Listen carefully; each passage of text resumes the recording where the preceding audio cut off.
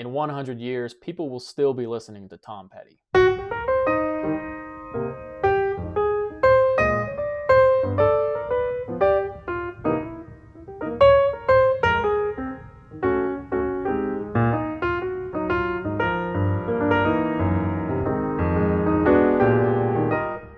Hello everyone, welcome to Read the Right Thing Book Reviews. I'm Eric, thanks so much for watching.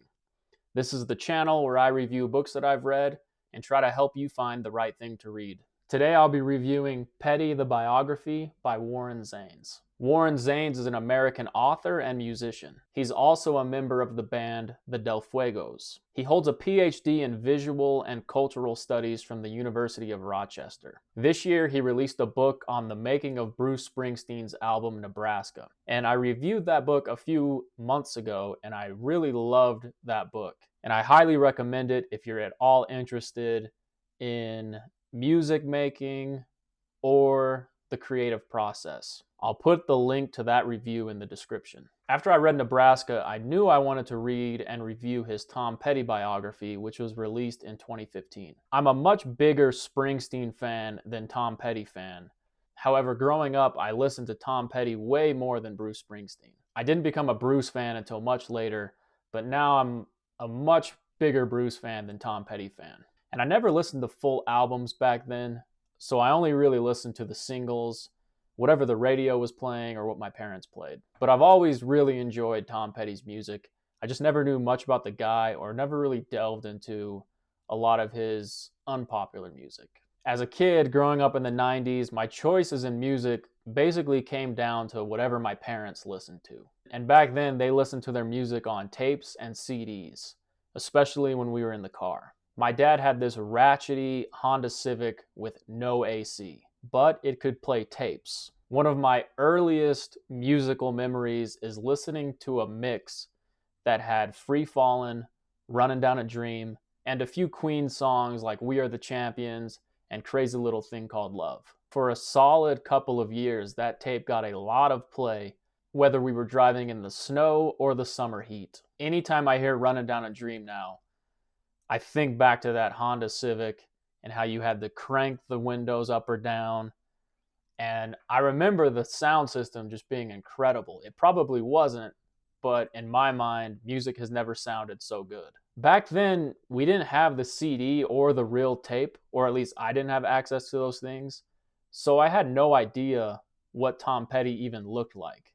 I just knew I really liked the songs. Embarrassingly, I also thought for the longest time that the song Runnin' Down a Dream was actually running down the drain. I don't know why I thought this. It kind of sounds like he says drain in the song, but it's the type of idiotic thing a 6 or 7-year-old would think. Some lyrics are just hard to understand. That one's probably not. I was probably just an idiot kid. If I remember correctly, Drano or some other drain clogging company, did they use that song in a commercial? I swear I remember hearing that song with a Drano commercial at some point. I didn't even realize my mistake in the lyrics until much later when I listened to that song in college. I remember playing it in the car and just thinking like, wow, why did I think he said that? It's not even close. Those types of embarrassing miscues happened way more pre-internet and pre-iPhone. Now if you don't know a lyric, you just go on your phone and you can read the lyrics right as you're listening along. But back then, I could listen to songs and never know the real lyrics or even the real title of the song. Finding music back then was like going on a treasure hunt. I remember we used to watch movies, and if we heard a song from a movie that we liked and you wanted to find it, we used to have to watch the credits. So you would watch the credits until it got to the music section, and then we would pause the VHS to find the song. But even then, it was all guesswork. You had to kind of guess like, well, this title sounds like it would be this song. So we'd pause the credits and write down the songs. But you still couldn't listen to it until you went to a Best Buy or a FYE and actually tried to find the CD. I miss that a lot about growing up, in the 90s and early 2000s, pre-YouTube, kind of pre-internet, before stuff was so easy to find. It was like going on a treasure hunt. And I still get a rush finding different songs online, but it just isn't the same. It's too instant now. I used to walk into FYE with 10 or 15 bucks feeling like the king of the world. 15 bucks at FYE, if you were buying the CDs used, you could walk out of there with maybe 3 to 5 CDs. So all of a sudden your full week was planned of what you were going to listen to. But anyway, that's enough reminiscing about buying music in the 90s. Let's get back to the book. Tom Petty's life was cloaked in mystery and secrecy for most of his career. People didn't know much about him, and Zanes finally reveals this mystery. From the music making to the family man to band dynamics and the music business, Zanes presents a rock and roll life and biography that spans 40 years. This book is a great companion to the albums and the music itself. Zanes' band, the Del Fuegos, actually went on tour with Tom Petty in the late 80s, so Zanes has first-hand experience of being around Tom Petty as a colleague and not just a biographer. Tom Petty and other musicians who grew up in that time, they're somewhat lucky because they started bands in the golden age of rock bands. And you can make the case that the Heartbreakers are the quintessential American rock band. In 100 years, people will still be listening to Tom Petty. If you're wanting to learn about Tom Petty, it seems there are only really a few places to do so.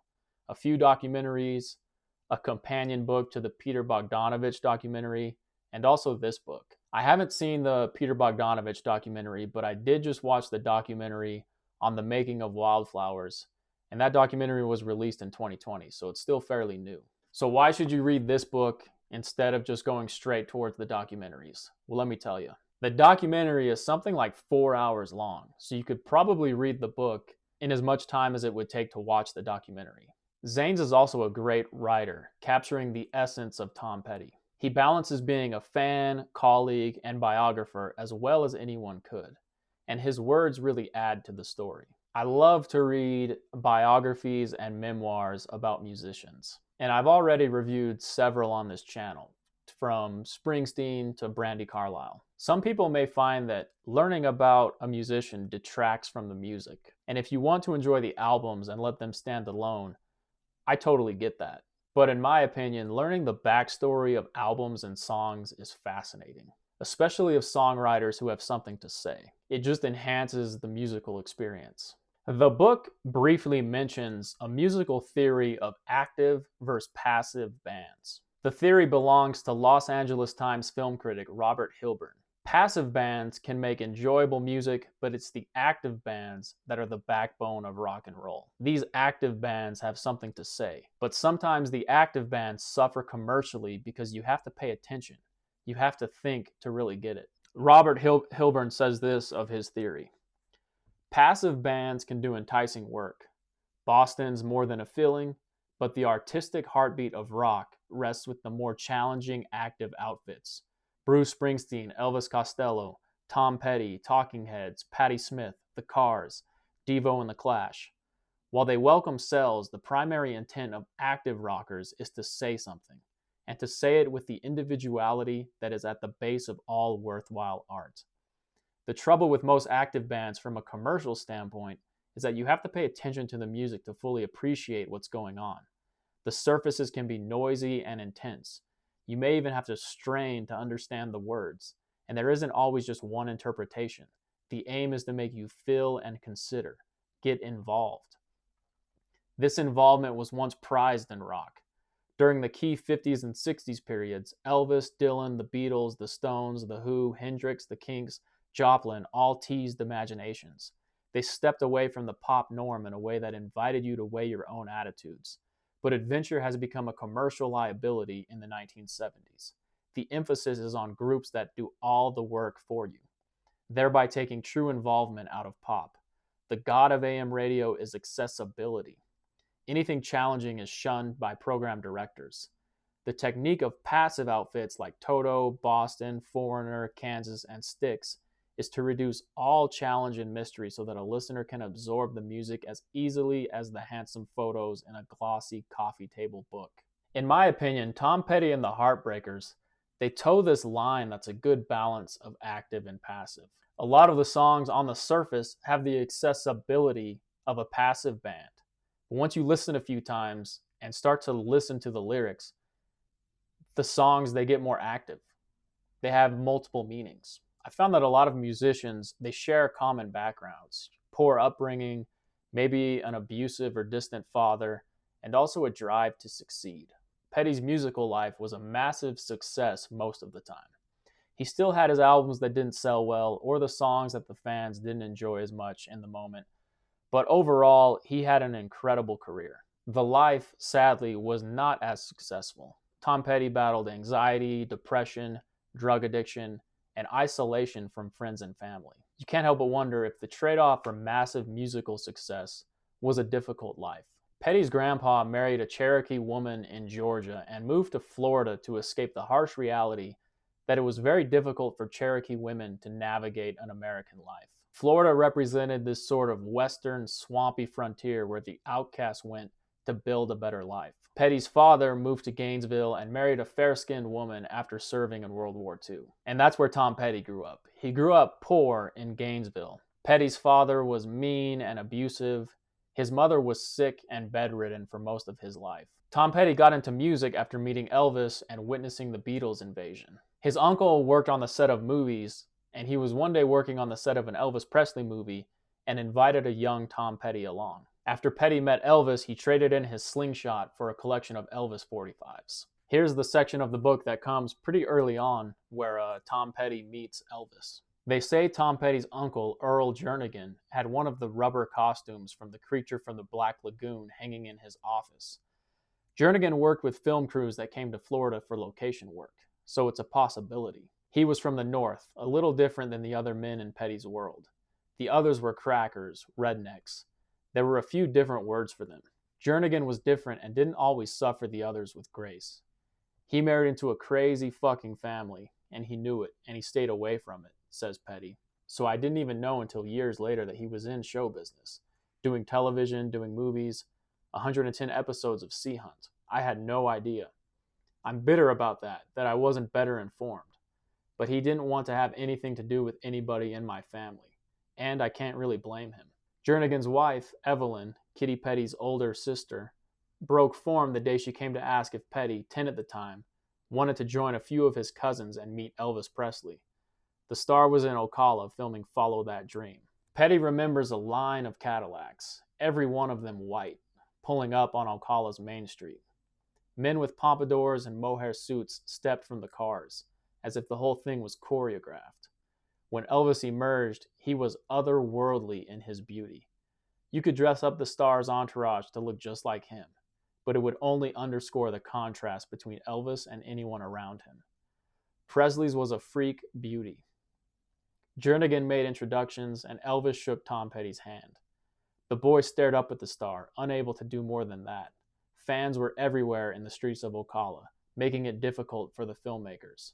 Within days, Petty says, he traded his slingshot for a box of 45s, many of them Presley classics. Elvis became a symbol of a place Tom Petty wanted to go. In time, the Beatles would be the map to get there. When it came, the British invasion was, of course, a Copernican revolution. Ed Sullivan was the mechanism through which the core message was delivered. You can do this. A generation heard it. In fucked up homes across America, an alternative was presented. For Tom Petty, from that point on, it was going to be a battle about many things. The length of his hair and the state of his report cards among them. The opponents being father and school. But life would begin to display its offerings. He had only a few years to wait. Lying awake through those nights, waiting, he could see Elvis's face, hear the songs in his head. There's a few events that shaped the American musical landscape forever. Elvis and the Beatles inspired a generation, including Petty, Springsteen, and others. Petty was really lucky to meet the man. Because of Tom Petty's interest in music and disinterest in hunting and fishing, his already distant father became even more so. Petty also got horrible grades and says he started falling in love and chasing girls around in kindergarten. As he got older, Petty joined bands and started devoting his time to playing music anywhere he could. There are many musicians who influenced a generation who don't get enough shine. Elvis is always mentioned, the Beatles are always mentioned, but the book mentions a lot of the lesser-known names. Bands like the Jay Giles Band, Flying Burrito Brothers, Frank Zappa, Ricky Nelson, Georgie Fame, and others. I've especially really liked listening to Georgie Fame. There's a ton of musicians that are mentioned. And you could spend hours, if not days, going through them all and listening to their music, which is kind of what I've been trying to do. And the book also mentions the other bands of Petty's time who aren't quite as popular, but they honestly made some really good and important music. So I'm still really enjoying just going through the index and picking out bands that I haven't listened to. It's been really fun to go listen to the other bands of that time. Music is such an important aspect of our society and culture. It's something to be enjoyed, but unlike other forms of art, it's constantly there, more ubiquitous to our lives than other forms of art. You might watch a movie a handful of times, maybe once or twice if it's really good, a few more times after that. Some novels you might reread, but albums and songs are listened to hundreds, if not thousands of times. In the car, at parties, while you shower, while you make out with someone, hanging out at the beach.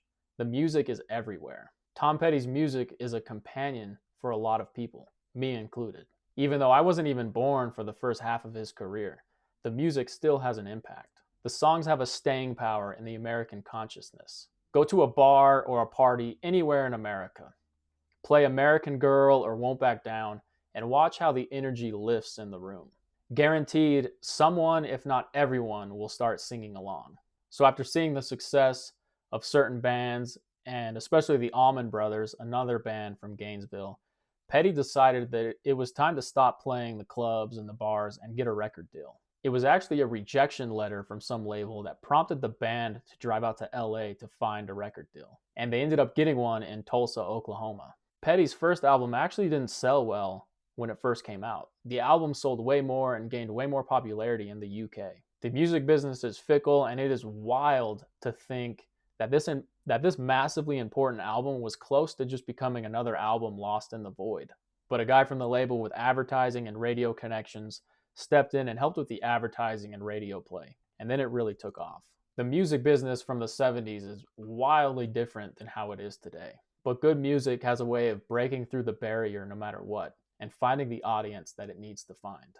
I was glad to learn that Tom Petty had a lot of battles with the music industry and the labels themselves. The labels, they're all about money. Tom Petty and the Heartbreakers, they were more about creating good music and creating good art. So there are a few battles that really made me smile. They wanted to increase the price of Tom Petty albums by $1 because he was a more successful, more popular musician. And he said, fuck that, we're going to keep it the same cost for the fans. Zanes did extensive interviews for this book and attempts to uncover everything in Petty's life and career. His interviews include producers, the band, Tom Petty's friends and family, and of course Tom Petty himself. It was Warren Zanes' book Dusty in Memphis that prompted Tom Petty to reach out to the author to start this project. They hadn't had any contact with each other in years. The author weaves in a couple stories of his own with the musician, making it clear that Zanes is also a massive fan. Because of this, I can't help but wonder if some information was left out to portray Tom Petty in a more positive way. Zanes sympathizes with Tom Petty as a fan and also fellow musician. He wants to tell the entire story, but I wonder if he did or not, especially the relationship with Stevie Nicks. It kind of felt a little underdeveloped, just felt like something was missing. Tom Petty and Stevie Nicks, they both claim that they were just friends, but I just find that hard to believe. And only they know what was left in or left out. But no doubt the stories included are insightful and entertaining, and there's still plenty to learn. You learn so much about his life and all these little stories that are real entertaining. Eddie Vedder even said, imagine a long ride on the tour bus with Tom and the Heartbreakers, where everyone was feeling loose enough to tell all their stories. What a historic night that would be. This book is that. A big part of the music industry is the producers, and there are so many producers who have created fascinating and expansive careers. The two producers in the spotlight of this book are Jimmy Iovine and Rick Rubin. Both had really good friendships and working relationships with Tom Petty. They created those special albums, and their stories were a great complement to this book. There are documentaries and books written on these two alone, so the stories were a great complement. It's mentioned in the book that it is hard to keep a rock band together for just a couple years, let alone 40. And the Heartbreakers, they experienced their own trials and tribulations and band politics. The band stayed mostly the same except for losing a few members at different times. A lot of space in this book is devoted to the band itself, from Petty's first band back in Gainesville called the Epics, to his band that first started out with the record deal Mudcrutch, and to the band that ultimately found success, the Heartbreakers. Zanes gives space for the disgruntled ex-Heartbreakers like drummer Stan Lynch to really say their piece. And even though relationships have not lasted, you can tell that they all still really respect each other. You know, it would be difficult to be a member of a band. One man is clearly the leader, whether it's Springsteen or Tom Petty. If you're a member of one of those bands, you kind of just have to fall in line. These musicians themselves are all massively talented and essential to the band's performance. One man always has the vision though, and he's going to get paid his share. It's a good reminder that relationships come and go, friendships end, but it's important to still have a respect for everyone. And we see that with the Heartbreakers. Even the disgruntled ex-drummers, they'll always have a respect and have a certain relationship because, you know, they went through massive success and they made important things together. The band member that I was most interested in learning about was Mike Campbell. I learned a lot about Campbell and how influential to music he was and is.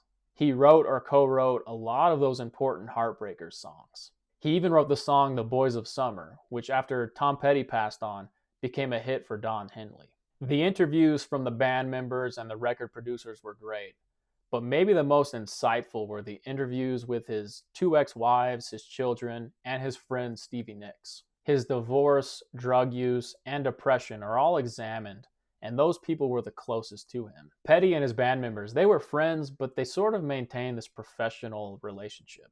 Stan Lynch said at some point in the book that he wanted more, he wanted a slap on the ass sometimes to say like, hey, good job. But Zanes writes that the Heartbreakers, they just didn't operate like that. You know, they never really acted like a sports team. It's hard to see a man at the top can still be so depressed. Petty's mother passed, and he didn't have a very good relationship with his father or other family members. His father and his aunt exploited his success for their own benefit. The book says Earl Petty got a lot of pussy off the success of his son, and his son doesn't necessarily blame him for that. Petty's daughters had a depressed and drug-addicted father who wasn't around too much. And in interviews I've seen and from this book, I think they understand what he was going through, and they seem very mature in talking about their relationship with their father. Tom Petty, on the surface, lived a dramatic and epic life devoted to music and songwriting, and his family life suffered because of it. It is the price of success, I guess. Deep down, he just wanted to make music.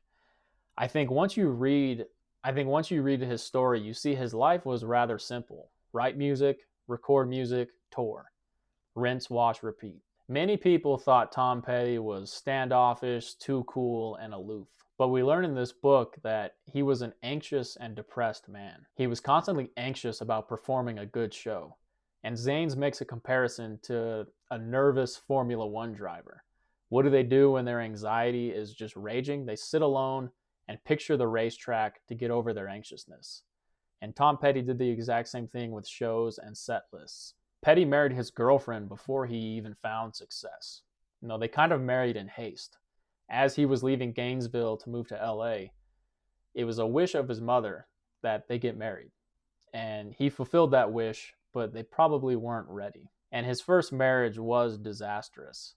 His wife was mentally ill and abusive and addicted to drugs. Right before Petty knew he would leave his first marriage, he was making the Wildflowers album with Rick Rubin. He considers this solo album as his best. It's no wonder that a lot of those lyrics are sad songs, but still with a tinge of hopefulness. A lot of the songs, whether Petty knew it at the time, were about himself. He really created some beautiful music in the midst of this probably not so good time in his life. After the divorce, Petty was in a really bad spot with depression and heroin use. There are a few stories that really highlight, the depression and anxiety that Tom Petty must have been going through. One of my favorite videos of his on YouTube is when the band is performing The Waiting, and he tells a story about how he punched a wall and broke his hand.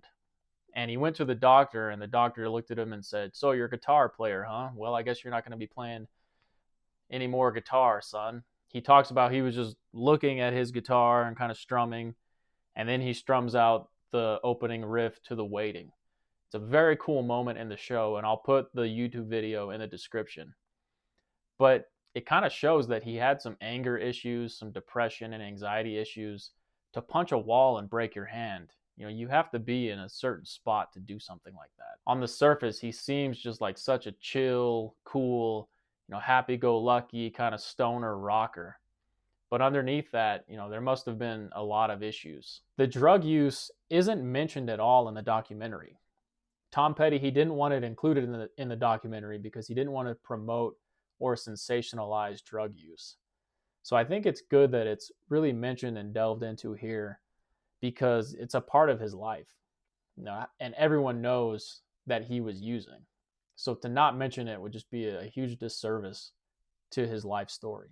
Zanes writes about the drug use, and he paints a picture of a man who oftentimes couldn't even get out of bed.